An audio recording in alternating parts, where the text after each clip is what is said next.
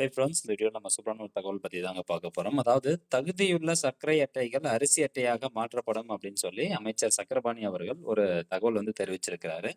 இது ஒரு மகிழ்ச்சியான தகவல். ரொம்ப நாளா இந்த இன்ஃபர்மேஷன் வராமயே இருந்தது. ஸோ நெறைய பேருக்கு வந்து பார்த்தீங்கன்னா, அவங்களுடைய குடும்ப அட்டையானது சர்க்கரை அட்டையாக இருக்கும். என்பிஹெச்ஹெச்எஸ்ல வந்து இருக்கும். ஆனா அவங்க அரிசி அட்டைக்கு தகுதியானவங்க. பட் அவங்களுக்கு வந்து மேபி தப்பா வந்து குடுத்துருப்பாங்க. ஸோ அந்த மாரி இருக்கக்கூடிய நபர்கள் எல்லாமே இப்போ மாத்திக்கலாம். ஸோ அதுக்கேத்த மாரி ஒரு தகவல வந்து இப்ப சொல்லியிருக்காங்க. ஜனவரி 23ஆம் தேதி இந்த தகவல் வெளியே இருக்கு. முழுமையான டீட்டெயில்ஸ் என்ன சொல்லியிருக்காங்க அப்படின்னு பாருங்க. சட்டப்பேரவையில் கேள்வி நேரத்தின் போது அம்பத்தூர் எம்எல்ஏ ஜோசப் சாமுவேல் பேசுகையில், அம்பத்தூர் சட்டமன்ற தொகுதிக்கு உட்பட்ட பல நியாய விலைக் கடைகளில் அரிசி வாங்கி உணவுக்கு பயன்படுத்தக்கூடிய ஏழ்மை நிலையில் உள்ளவர்கள் அதிகமாக உள்ளனர். ஆனால் அவர்களுக்கு வெள்ளை நிற குடும்ப அட்டை வழங்கியுள்ளதால் அவர்கள் அரிசி வாங்க முடியாத நிலையிலும், அரசு தரக்கூடிய சலுகைகளை வாங்க முடியாத நிலையிலும் உள்ளனர். எனவே தகுதியுள்ளவர்களுக்கு அரிசி பெறக்கூடிய குடும்ப அட்டை வழங்க அரசு ஆவணம் செய்ய வேண்டும் அப்படின்னு சொல்லியிருக்கிறாங்க. அதாவது வெள்ளை நிற குடும்ப அட்டை அப்படின்னா என்பிஹெச்எஸ் சுகர் கார்டு. இதற்கு பதிலளித்து உணவு மற்றும் உணவுப் பொருள் வழங்கல் துறை அமைச்சர் சக்கரபாணி அவர்கள் வந்து என்ன சொல்லியிருக்காரு அப்படின்னு பாருங்க. உறுப்பினரின் கோரிக்கையை கண்டிப்பாக அரசு பரிசீலனை செய்யும். இந்த ஆண்டு முதல்வர் மு.க.ஸ்டாலின் அரிசி குடும்ப அட்டை வைத்திருக்கின்ற 2,23,00,000 குடும்ப அட்டைதாரர்களுக்கும் ரொக்கமாக ரூ. 3,000 மற்றும் பொங்கல் பரிசு தொகுப்பு வழங்கியதால் தமிழகத்தில் இருக்கின்ற அனைத்து மக்களும் சிறப்பாக பொங்கலை கொண்டாடினார்கள். அதனால்தான் உறுப்பினர் அந்த அட்டையை அரிசி அட்டையாக மாற்ற வேண்டும் என்று கோரிக்கை வைத்திருக்கிறார். துறை அதிகாரிகள் அந்த கடைக்கு சென்று ஆய்வு செய்து தகுதி இருக்கும் பட்சத்தில் அந்த அட்டைகளை எல்லாம் அரிசி அட்டையாக மாற்றுவதற்கு உரிய நடவடிக்கை எடுக்கப்படும் அப்படின்னு சொல்றாங்க.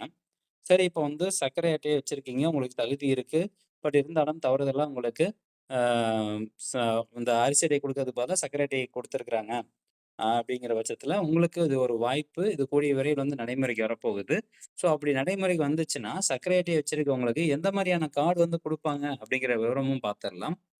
அதாவது நம்ப குடும்ப அட்டை ரேஷன் கார்ட பொறுத்தவரைக்கும் மொத்தம் 5 வகை இருக்கு. பிஹெச்ஹெச், அதாவது பிஹெச்ஹெச், பிஹெச்ஹெச் ஏஏஒய், அதுக்கப்புறம் என்பிஹெச்ஹெச், என்பிஹெச்ஹெச்எஸ், என்பிஹெச்ஹெச் என்சி. இந்த லாஸ்ட்டா இருக்கிற அந்த என்பிஹெச்எஸ் என்சி அப்படின்னா நோ கமாடிட்டி. ஜஸ்ட் ஒரு ப்ரூஃப்காக இந்த ரேஷன் கார்ட வாங்கி வச்சிருப்பாங்க. எந்த பொருளும் வாங்க முடியாது. 4வதா இருக்கிறது வந்து என்பிஹெச்ஹெச்எஸ். இதுதான் வந்து சர்க்கரை அட்டை. இதுக்கு அரிசி தவிர மீதி எல்லா பொருளும் வந்து வாங்கிக்கலாம். ஆனா, இந்த கவர்மெண்ட்லேருந்து தரக்கூடிய அந்த பொங்கல் பரிசு இது எல்லாமே வந்து பார்த்தீங்கன்னா, இந்த ஃபர்ஸ்ட் 3 கார்டுக்கு தான் தருவாங்க. பிஹெச்ஹெச், ஏஏஒய், என்பிஹெச்ஹெச் இந்த 3 கார்டுக்கு மட்டும் தான் தருவாங்க. கீழ இருக்கிற 4வது, 5வது கார்டு வகை வச்சிருந்தீங்கன்னா, உங்களுக்கு தரமாட்டாங்க.